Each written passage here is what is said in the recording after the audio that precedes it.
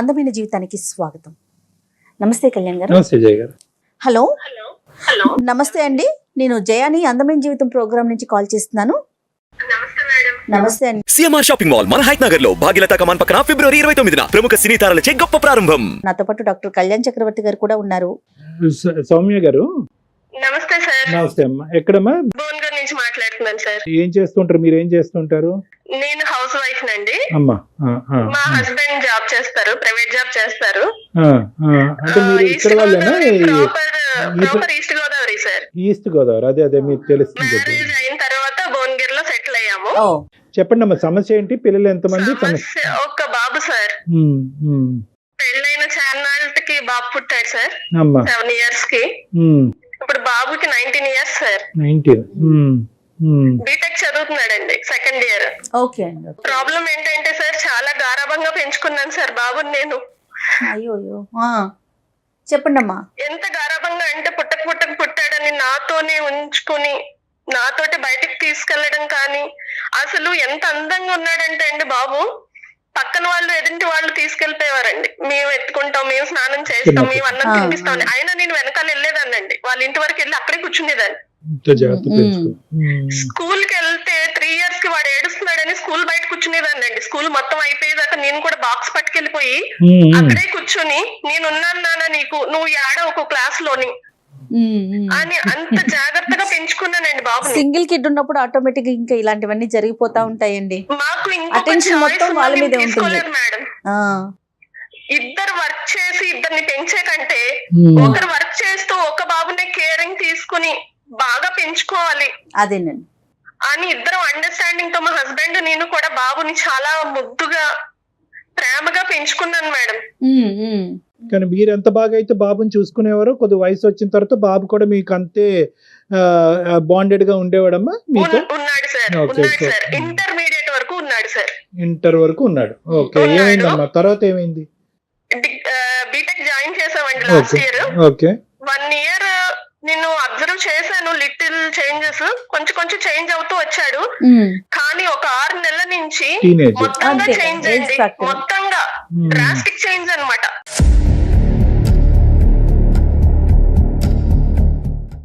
బాబుని నేను morning walking వెళ్తుంటే నాతో పాటు డైలీ వచ్చేవాడు. తను కూర్చొని బుక్ తీసి చదువుకోవడము, తన ఆటలేవో ఆడుకునేవాడు. నేను ఒక 5 రౌండ్లు తిరిగేసి మళ్ళీ వెళ్ళిపోయేవాళ్ళం సార్. మా అపార్ట్మెంట్ పక్కనే పార్క్ ఉంటే అక్కడికి వెళ్ళేవాళ్ళం. రీసెంట్ గా ఒకసారి ఒక అమ్మాయి వచ్చిందండి పల్లికిలించుకుంటూని. తను ఎవరో తెలియదు, కూర్చుని మాట్లాడుకున్నారు. నేను అబ్జర్వ్ చేస్తున్నాను, రౌండ్స్ తిరుగుతుని అబ్జర్వ్ చేస్తుంది. అమ్మ అన్న ఇది లేదండి పిల్లాడికి.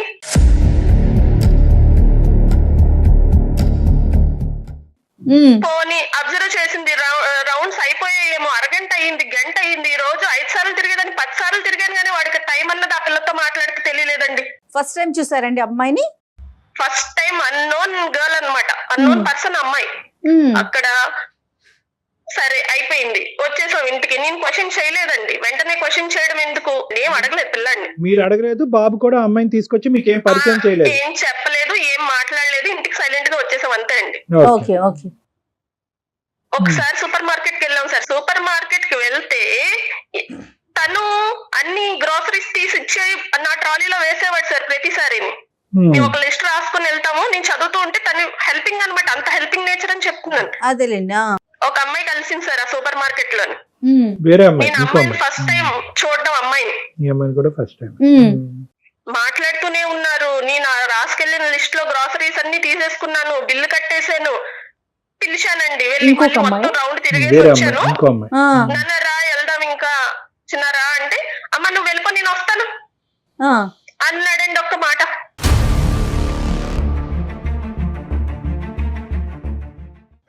ఎంత బాధగా ఉంటది సార్ ఆ మాట. ఎప్పుడు కలిసి వెళ్ళే వాళ్ళం, అమ్మ నువ్వు వెళ్ళిపో నేను వస్తాను. కాదమ్మా సౌమ్య గారు, మీరు ఎవరినైనా ఈ అమ్మాయి అని మామూలు సహజంగా అడుగుతాం కదా. ఎప్పుడు కూడా మీరు ఇంతకు ముందు మీ అబ్బాయి అమ్మాయిలతో మాట్లాడేటటువంటి వ్యవహారం మీరు చూడనప్పుడు, ఇది 2వ సంఘటన అయినప్పుడు కొద్దిగా మీరు అక్కడే కొద్దిగా అడిగి తెలుసుకోవాలంటే పరిచయం చేయరా ఈ అమ్మాయిని అనే విధంగా ఎవరినైనా ఈ అమ్మాయిని? మాట్లాడలేకపోయాను సార్, నేను ఇంటికి వచ్చేసానండి. ఇంటికి వచ్చేసాను. నేను వాడితో కలిసి భోజనం చేసేదాన్ని ప్రతిసారి. ఆ రోజు భోజనం చేయకుండానే నా మూడ్ ఆఫ్ లో నేను పడుకుని పోయాను. ఓ 2 గంటలు పోయాక వచ్చాడండి ఇంటికి సాయంత్రం. అమ్మా నువ్వు తిన్నావా, ఎలా వచ్చావు, ఆటోలో వచ్చావా, ఒక్కదాన్ని ఇవన్నీ ఎలా మోసుకొచ్చావు? ఏమీ లేదండి. పోనీ అమ్మాయి పలానా అమ్మాయి నా సీనియరో నా జూనియరో నా కొలీగో అని కొంచెం ఎక్స్ప్లెనేషన్ ఇద్దామన్న ఆలోచన కూడా రాలేదండి ఆ పిల్లడికి. పోనీ ఇలా పలానా ఫ్రెండ్ కదమ్మా అందుకే మాట్లాడాల్సి వచ్చింది అన్న మాట కూడా చెప్పలేదు. రెక్లెస్ గా వెళ్ళిపోయాడు అంతే. అంటే ఫస్ట్ టైం మీరు అడగలేదు కాబట్టి సెకండ్ టైం కూడా పట్టించుకోవట్లేదు, అక్కర్లేదు. అవసరం లేదులే. అదే మీకు ఇంపార్టెంట్ అనిపించిన సబ్జెక్ట్ ఆ అబ్బాయికి ఇంపార్టెంట్ అనిపించలేదమ్మా. అనిపించలేదు. ఓకే చెప్పండి. అది ఎందుకు ఇలా జరుగుతుంది సరే చూద్దాం అని ఆలోచిస్తున్నానండి. ఈ మధ్య జరుగుతున్న ఇష్యూ ఏంటంటే, మేము అపార్ట్మెంట్ 2nd ఫ్లోర్ లో ఉంటాం సార్. 4th ఫ్లోర్ లో వేరే వాళ్ళు ఉంటారు. ఆ అమ్మాయి ఒక అమ్మాయి ఉంటదండి ఆ ఫ్లోర్ లోని. నాతో మామూలుగా ఫస్ట్ లో 2-3 సార్లు మాట్లాడడానికి ట్రై చేసింది. నాకు కొంచెం అమ్మాయి వేరేగా అని అర్థమైంది.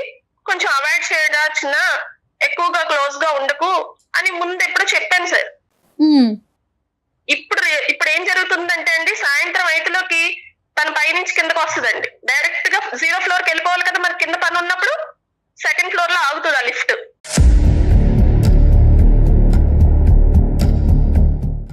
వెంటనే కాలింగ్ బెల్ కొట్టినట్టు డోర్ తీసేస్తాడు. తీసేసి ఆ లిఫ్ట్ దగ్గరికి వెళ్ళి గంటలు మాటలు ఈ ఫోన్లు వచ్చినాయండి. ఆ ఫోన్ లో పడిపోయారంటే ఇంకా జనాలకు పక్కన వాళ్ళు అంకుల్ వెళ్తున్నారా, ఆంటీ వెళ్తున్నారా, నాన్నగారు వస్తున్నారా, అమ్మ వెళ్తుందా, ఏమీ లేదండి. ఇంకా మాట్లాడతారు గంటలు. 7 అయిపోద్ది. వాళ్ళ నాన్నగారు మొన్న ఆఫీస్ నుంచి వచ్చారండి అదే లిఫ్ట్ లో. అక్కడే బయటకు వచ్చారు. తను అలా చూసుకుంటూ వస్తున్నా తనకు అర్థం అవ్వలేదండి. ఆయన అడిగే ప్రయత్నం చేశారమ్మా? అడిగారు ఆయన? అలా సీరియస్ గా ఇంట్లోకి వచ్చి నన్ను తిట్టారండి. నీ పెంపకం వల్ల అలా నాశనం అయిపోయాడు, నీ గారాబం వల్లే ఇలా తయారయ్యాడని నన్ను తిట్టారండి ఎదురు. ఏ చెడ్డ పేరు అయితే రాకూడదని నేను ఎంత జాగ్రత్తగా పెంచుకున్నానో నాకు ఇప్పుడు అదే వచ్చింది సార్. నాకు అది అసలు నిన్ను తీసుకోలేకపోతున్నాను సార్. నా మైండ్ కి హార్ట్ కి నేను మీరు కొద్దిగా మీరు ప్రాక్టికల్ గా ఆలోచించవలసిన అవసరం ఉంది. ఒక్క నిమిషం అమ్మా. మీరు ఏంటంటే మీ అబ్బాయి మీరు అనేటటువంటి వ్యవహారం బట్టి ఆలోచిస్తున్నారు, కానీ సమాజం ఏ దిక్కున పోతుంది, జనరేషన్ మధ్యన ఏర్పడినటువంటి గ్యాప్ ఏంటి, ఈ మీడియా వల్ల, సోషల్ మీడియా వల్ల పిల్లలు ఈ భిన్నంగా ఎలా ఆలోచిస్తున్నారని బ్రాడ్గా ఆలోచించట్లేదు మీరు. నెంబర్ 1 ఏంటంటే చెడ్డ పేరు తెచ్చేశాడు అనేటటువంటి భావంలోంచి ఫస్ట్ మీరు బయటకు రండి, తర్వాత మనం పరిష్కారం ఆలోచించవచ్చు. ఎందుకంటే ఇప్పటి వరకు మీ అడుగుజాడలో నడిచినటువంటి మీ అబ్బాయి ఈరోజు 3 ఆడపిల్లలతో మాట్లాడేటప్పటికి కుటుంబ పరువే తీసేశాడు, చెడ్డ పేరు తీసుకొచ్చేసాడు అనే ముద్రతో మనం ముందుకెళ్తే కనుక ఆ అబ్బాయిని ఇప్పుడు రేపు పొద్దుట మీ అమ్మాయి ఆ లిఫ్ట్ దగ్గర పొజిషన్ లో ఉంటే మీరు ఏమంటారు సార్? అమ్మ ఒకటి వదిలేసావా, కనీసం ఊరి మీద వదిలేసావా అని మీరు అబ్బాయిని అంటారా అమ్మాయిని అంటారా? ఇప్పుడు రేపు పొద్దుట అమ్మాయి తల్లిదండ్రులు మా ముఖం మీద వస్తారు సార్. నువ్వు ఇలాగే అమ్మ పెంచింది అంటారు. ఇంత బాగా పెంచిన దానికి ఏమంటారు సార్? ముఖం మీద వస్తారు సార్ నన్ను. సౌమ్య గారు, మీరు ఒక్క విషయానికి ఒక ఫైనల్ ఎండింగ్ వచ్చేస్తున్నారు. డాక్టర్ గారు ఏమంటున్నారంటే ఒకసారి మాట్లాడదాం. ఫస్ట్ ఒకటమ్మా, మీరు నేను చెప్పేది ఒకే ఒక పాయింట్. ఈరోజు మీరు ఈ టోన్లో మాట్లాడితే కనుక మేము ఈరోజు పరిష్కారం చూపెట్టలేమమ్మా. ఒకటి ఏంటంటే మీరు చాలా కామ్ డౌన్ అవ్వాలి. ఎక్కడున్నాడో మీ అబ్బాయి అలాగే ఉన్నాడు అనేటటువంటి ఆలోచనతో మాట్లాడాడు. చెడిపోయాడు, దారి తప్పిపోయాడు, కుటుంబ పరువు తీసేశాడు. లేదు, అదే మీరు ఏంటంటే 10% చూసి 100% ఊహించుకుంటున్నారు. ఇదే భావోద్రేకంతో మీరు అబ్బాయితో మాట్లాడితే పెడద్దాలు అవుతాయి, ప్రశ్నలు కాస్త అనుమానాలు అవుతాయి, గొడవలు కాస్త పెరుగుతాయి. సో ఏంటంటే ఈరోజు ఇది అనుమానాస్పదంగానో ఇంకో విధంగానో ఆ అబ్బాయి దగ్గరికి తీసుకెళ్తే కనుక ఏ ప్లాట్ఫాము ఉపయోగపడదు. మీరు ఆ విధంగా మాట్లాడకూడదు. ఏం జరిగిందనేది తెలుసుకునేటటువంటి ప్రయత్నం చేద్దాం. ఇప్పుడున్న జనరేషన్ లో అబ్బాయిదే తప్పంటారు సార్. అమ్మాయి వైపు నుంచి ఏముంది, ఏం జరిగింది అనేది సెకండరీ మాట్లాడతారు. సౌమ్య గారు అన్ని మనమే చెప్పేసుకుంటే ఇంకేముందండి? లేదు, ఒక్క నిమిషం సౌమ్య గారు. ఇక్కడ ఏంటంటే ఒక సానుకూలమైనటువంటి వాతావరణంలో ఎదిగేటటువంటి వయసులో మీ అబ్బాయి యొక్క మనసు విరక్కుండా ఏదైనా సమాధానం జరుగుతుందా అనేటటువంటి ఉద్దేశంతో నేను మాట్లాడుతున్నాను. నేను ఏంటంటే ఎప్పుడు కూడా సైకాలజీలో మీ ఇష్యూవే కాదు, ఎక్కడైనా కూడా సైకాలజీలో మేము ఒకటే పాట అంటాం, డోంట్ గెట్ జడ్జిమెంటల్ అంటాం. అంటే ఏంటంటే మనం మీరు మీ అబ్బాయిని అడగలేదు, అక్కడ ఏం జరుగుతుంది అనేటటువంటి వ్యవహారం మీరు అడగలేదు, మీ భర్త గారు అడగలేదు. మీ భర్త గారు వచ్చి మీ దగ్గరికి వచ్చి మొత్తం నీ పెంపకం వల్లే మొత్తం కొడుకు చెడిపోయాడు అనేటటువంటి ముద్ర మీ మీద వేసేటప్పటికి మీలో ఒక ఇమోషన్ వచ్చేసి మీరు ఈ విధంగా మాట్లాడుతున్నారు. Don't get judgemental. ఇది మీ కుటుంబానికి సంబంధించినటువంటి వ్యవహారం కాబట్టి, మీకు ఒకే ఒక కొడుకున్నాడు కాబట్టి, మీరు ఏదన్నా తప్పుగా అనకూడనటువంటి మాట వాడు ఎదురుగుంటా మా సమక్షంలో కానీ లేదంటే మీ ఇంట్లో కానీ మీరు అడిగితే కనుక మీరు అనేటటువంటి మాటని మళ్ళీ మీరు జీవితంలో వెనక్కి తీసుకోలేరు. కాబట్టి ఎప్పుడు ఇలాంటి ప్లాట్ఫామ్ మీద కానీ మీరు మీ పిల్లలు మాట్లాడుకునేటటువంటి విధానంలో ఓపెన్ ఫ్రంట్లో మాట్లాడుకోండి. ఏం జరిగిందో తెలుసుకుందాం. ఎందుకు ముందే చెడిపోయాడు, చెడగొట్టేశాడు, పేరు పాడు చేసేసాడు, మొహం మీద ఏదో ఉమ్మేసేస్తారు, ఏదేదో మాట్లాడేస్తున్నారు మీరు. అలా కాదు. ఫస్ట్ మీ అబ్బాయిని ఇప్పటి వరకు మీరు ఒక్క ప్రశ్న కూడా అడగలేదు, వాడి దగ్గర నుంచి ఏం జరుగుతుందో తెలుసుకోలేదు. వెనకతలు మీరు మీ భర్త గారు పిల్లలకి మాట్లాడి ఆన్సర్ చెప్పే రెస్పాన్సిబిలిటీ ఉండదండి. ఆ పార్క్ లో అమ్మాయి పలానా అమ్మాయి, ఆ లిఫ్ట్ దగ్గర అమ్మాయి పలానా దాని గురించి వచ్చింది. సౌమ్య గారు అలాంటి ఆలోచనే బాబుకుంటే మీరు అసలు మాకు మెయిలే చెయ్యరు కదా. సమస్య ఉంది కాబట్టే కదండి మాట్లాడుకుంటున్నాం. సో ఇక్కడ ఏంటంటేనమ్మా, మీరు వాకింగ్ చేస్తుండగా పార్క్ లో మీరు అందరూ వాకింగ్ చేస్తుండగా ఆ అమ్మాయి చేయి పట్టుకుని పదే ఇక్కడ వద్దు మా అమ్మ అక్కడ తిరుగుతుంది మన చెట్టు చాటుకు వెళ్ళి మాట్లాడుకుందాం అంటే తప్పు. నెంబర్ 1. నెంబర్ 2, సూపర్ మార్కెట్లో మీ అమ్మాయి ఒక అమ్మాయి కనిపించినప్పుడు ఇక్కడ కాదే వెనకతలు షెల్ఫ్ వెనకతలు వెళ్ళి మనం మాట్లాడుకుందాం అంటే తప్పు. ఓపెన్ లిఫ్ట్లో మీరు ఉన్న చాటే సెకండ్ ఫ్లోర్లో మీరు మీ అబ్బాయి మాట్లాడుతున్నప్పుడు ఇక్కడ కాదు అక్కడ ఎక్కడో గార్డెన్లోకి వెళ్ళి మాట్లాడుకుందాం అంటే తప్పు. ఎవరు లేకుండా ఇక్కడ ఏంటంటే ఒకటి మీరు గమనించవలసినటువంటి అంశం,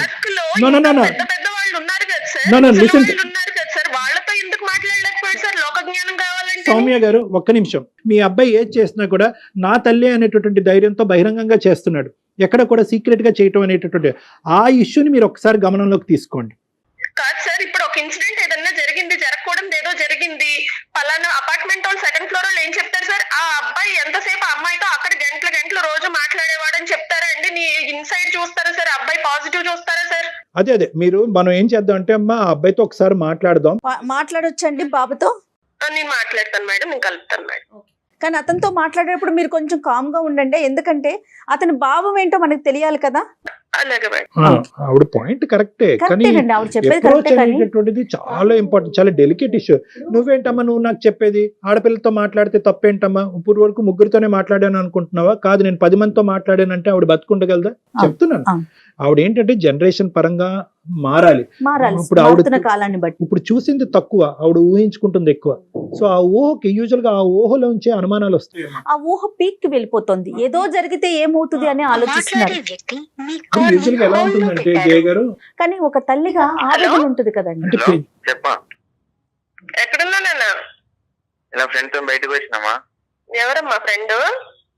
మా క్లాస్మేట్ అమ్మాయి. అమ్మాయి అనుకుంటానే ఉన్నానరా, ఇంకా బయటకు వెళ్ళడం ఒకటే తక్కువ అని బయటకు కూడా వెళ్ళారనమాట.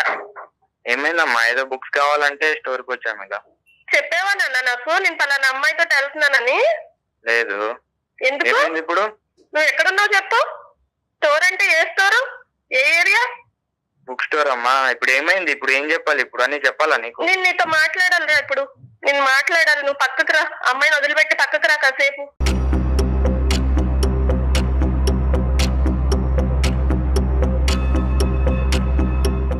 అంత అవసరం ఏమొచ్చింది? బుక్స్ వాళ్ళ పేరెంట్స్ కొనివ్వరా? వాళ్ళ బ్రదర్ సిస్టర్స్ కొనివ్వరా? నువ్వు వెళ్ళి కొనివ్వాలా? అది పాయింట్ కాదమ్మా ఇక్కడ. అమ్మా మేము ఉన్నామని చెప్పావా? చెప్పలేదండి నాన్న, నేను డాక్టర్ గారితో మాట్లాడాను నాన్న. నీ చేంజ్ గురించి, నువ్వు ఈ 6 నెలలు బట్టి ఎలా బిహేవ్ చేస్తున్నావు ఏంటి అన్నది నేను డాక్టర్ గారు కళ్యాణ్ చక్రవర్తి గారితో లైన్ లో ఉన్నాను, ఫోన్ లైన్ లో. మనం తర్వాత మాట్లాడదాము. నువ్వు ఒక్కసారి డాక్టర్ గారితో మాట్లాడు నా మాటిని. సరేమ్మా. వెంకట్, సారీ నాన్న. వెంకట్, హలో చెప్పండి సార్. వెంకట్, మీ స్కూల్లో మీ కాలేజ్లో సైకాలజిస్టులు ఎలా ఉంటారో అలా నేను సైకాట్రిస్ట్, మానసిక వైద్య నిపుణుడి. నాతో పాటు జయ గారు ఉన్నారు. అయితే వెంకట్, అమ్మ మాకు ఫోన్ చేసింది అన్న, చాలా ఇమోషనల్ గా రియాక్ట్ అవుతుంది అమ్మ. మాకు కొద్దిగా అంటే ఒక విధంగా బాధ కలిగింది, ఇంకో విధంగా ఆశ్చర్యం కూడా వేసింది. నిజంగా ఇంత రియాక్ట్ అవ్వాల్సినటువంటి అవసరం ఉందంటే, అంటే అమ్మ నీకు తెలుసు బాగా చిన్నప్పటి నుంచి నువ్వు ఒకటే కొడుకు, ఒకే బిడ్డవి, అల్లరి ముద్దుగా నిన్ను పెంచుకుంది, ఇప్పుడు ఈ స్థాయి వరకు తెచ్చింది. అమ్మ కంప్లీట్ గా డిప్రెషన్ లోకి, కన్ఫ్యూజన్ లోకి వెళ్ళిపోయింది. నీ ఉద్దేశం ఏంటి అసలు? ఏం జరుగుతుంది? అమ్మ నుంచి తెలిసి తెలియకుండా ఏమైనా సీక్రెట్లు దాచిపెడుతున్నావా? ఈ ఆడపిల్లల మీద ప్రత్యేకమైన ఇంట్రెస్ట్ ఏంటి? వాళ్ళ ఫ్రెండ్సా, రిలేషన్షిప్సా ఏంటి? నాకంటూ పర్టికులర్ గా ఇలా రిలేషన్షిప్స్ అంటే ఏం లేదు సార్. నార్మల్ గా వాళ్ళు పరిచయం అయితే వాళ్ళు మాట్లాడతారు, వాళ్ళతో మాట్లాడతా అంతే, ఎంతకు మించి ఏం లేదు సార్. ఎవరు కనబడితే వాళ్ళతో మాట్లాడేస్తుంటాం అనమాట. కాదు మా వెంకట్, అమ్మ దగ్గర ఏది షేర్ చేయట్లేదని, ఇది వరకు ఉన్నంత ఫ్రీగా నువ్వు అమ్మతో ఉండలేకపోతున్నావు అని ఆవిడ అంటున్నారు. మేడం నేను ఎంత ఫీల్ అవుతున్నానో నాకు అదే విందాం, వెంకట్ ఏం చెప్తాడో విందాం. వెంకట్ చెప్పుమా. నేను ఒక మాట చెప్తాను మేడం. అంటే పుట్టినప్పటి నుంచి అమ్మ చెప్పింది వినడం, అమ్మ చెప్పింది చేయడం, అమ్మ ఎక్కడికి వెళ్తే అక్కడికి వెళ్ళడం, అమ్మతో సినిమాకి వెళ్ళడం, అమ్మతో పార్క్ వెళ్ళడం, ఎక్కడ పడితే అక్కడ, అంటే ఇప్పుడు వెళ్ళినా అమ్మతోనే ఇక. అవునవును. అంటే నేను ఇప్పుడు బీటెక్ సెకండ్ ఇయర్ మేడం, నేను చదివేది బీటెక్ ఫస్ట్ ఇయర్ లో. ఇలా నాకు కాలేజ్ లో ఎప్పుడు మంచి మాత్రమే చెప్పి పెంచింది. బయట ప్రపంచం ఎట్లుంటది, ఇట్లుంటది, అట్లుంటది ఏం చెప్పాం, మంచిరా ఇట్లా చేయి, మంచిరా అట్లా చేయి, మంచి ఒకటే చెప్తే ఇలా మేడం. అంటే బయట ప్రపంచం ఇట్లా మంచితో పాటు చెడు కూడా చెప్తే బాగుండు నాకు. కాలేజ్ లో అక్కడ అంటే నేను ఈ చేంజ్ అవ్వడం అనేది ఒక 6 months లోనే ఇలా చేంజ్. ఏం జరిగిందమ్మా అసలు, ఏం జరిగింది వెంకట్? కాలేజీలో ఏం జరిగింది? కాలేజీలో అంటే ఇప్పుడు మంచి వాళ్ళనే కదా మేడం అందరు ర్యాగింగ్ చేసేది. దట్టు అందరూ ఒక అబ్బాయిని 4-5 అమ్మాయిలు పట్టుకొని ర్యాగింగ్ చేసి ఎట్లుంటది మేడం?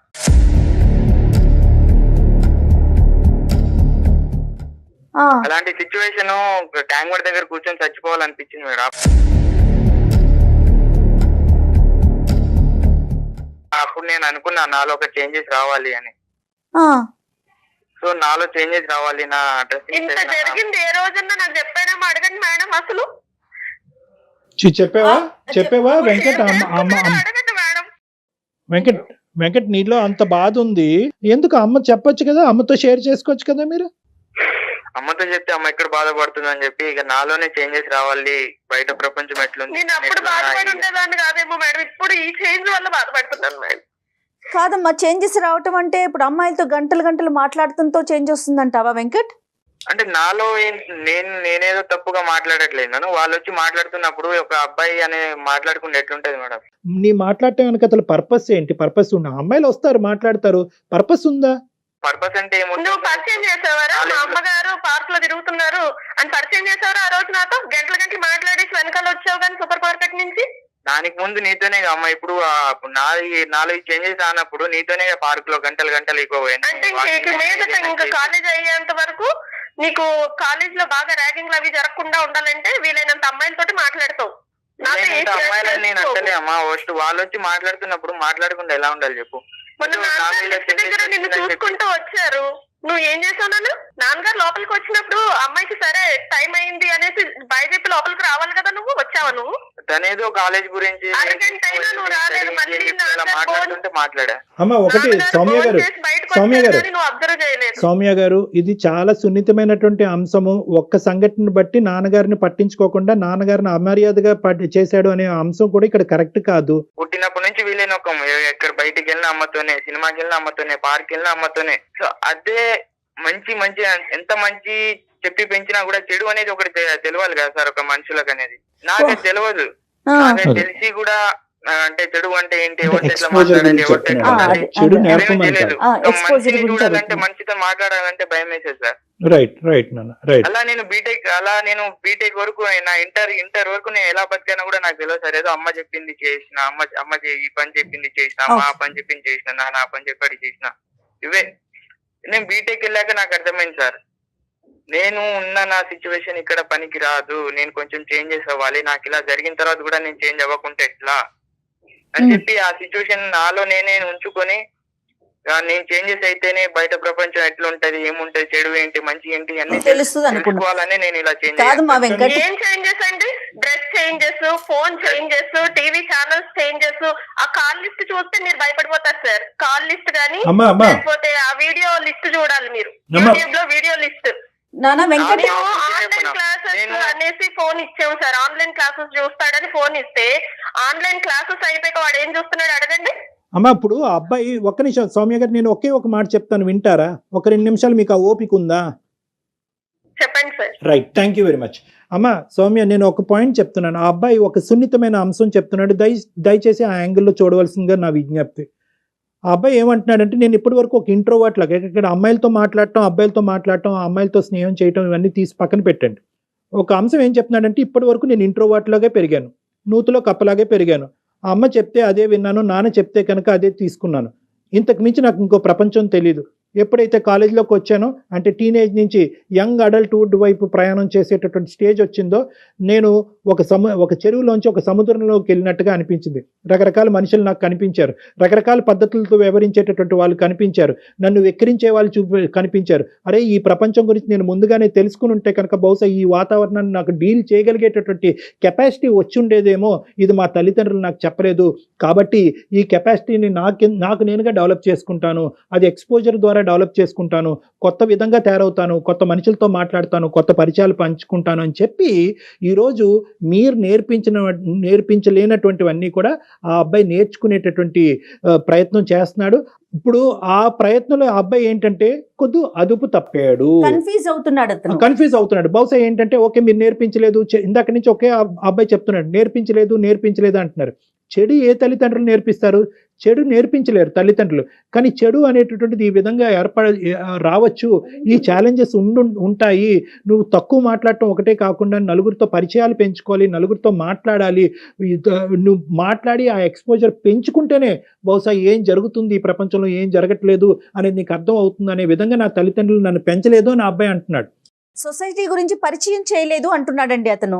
పరిచయం చేయడానికి పొద్దుట ఎవ్రీడే వాకింగ్ వెళ్తాం కదా మేడం, అక్కడ రిటైర్ అయిపోయిన వాళ్ళు పెద్దవాళ్ళు. అతని వయసు ఏంటమ్మా సౌమ్య? మీరు ఏం మాట్లాడుతున్నారమ్మా సౌమ్య? మాట్లాడితే వాళ్ళ ఎక్స్పీరియన్స్ అనేది చెప్తున్నారు కానీ ప్రెసెంట్ ఇప్పుడు ఉన్న సిచ్యువేషన్ చెప్తారా?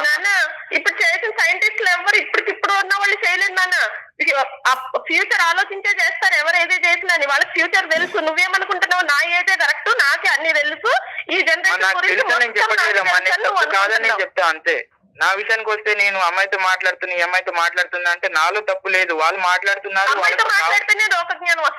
అమ్మాయికి కావాలని ఎందుకు మాట్లాడతాను? వాళ్ళు వచ్చి మాట్లాడిపించినప్పుడు ఒక అబ్బాయిని నాలుగింత చేంజెస్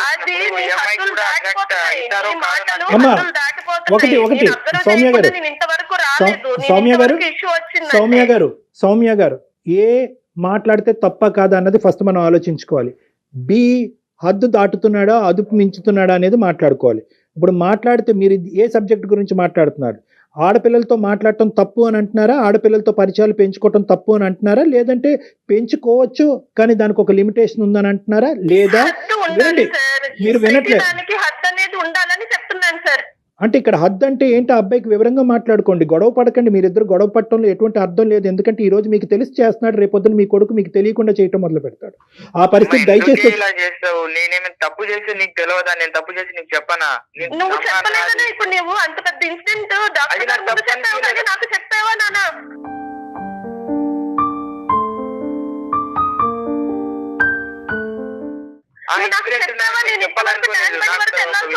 ఒకటి సౌమ్య గారు మీరు ఇలా రియాక్ట్ అవుతే అమ్మా మీలాంటి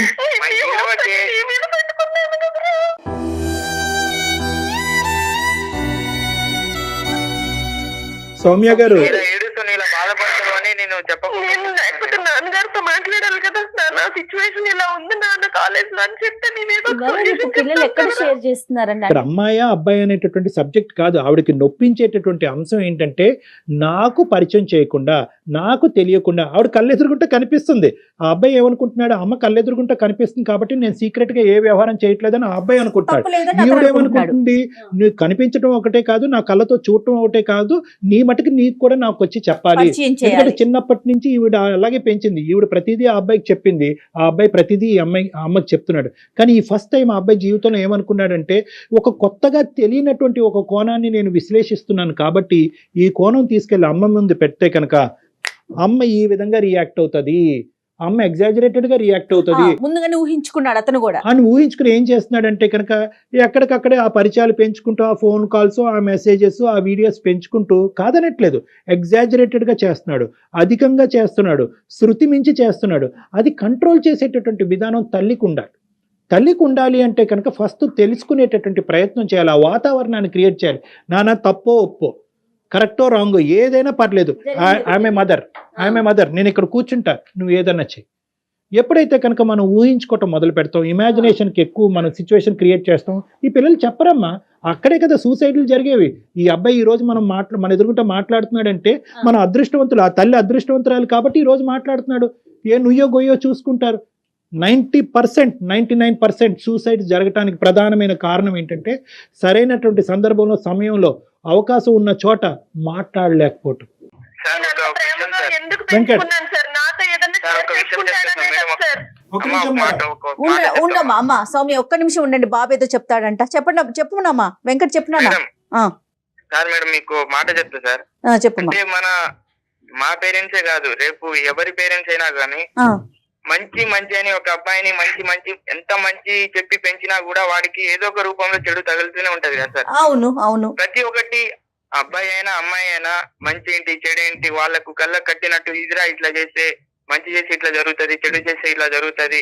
ఏ పేరెంట్స్ అయినా కానీ అది చెడు అనేది ఎక్స్పీరియన్స్ ద్వారా తెలుస్తుంది, కానీ మేము ప్రత్యేకంగా చెడు అంటే చెప్పలేము. చెప్పలేము.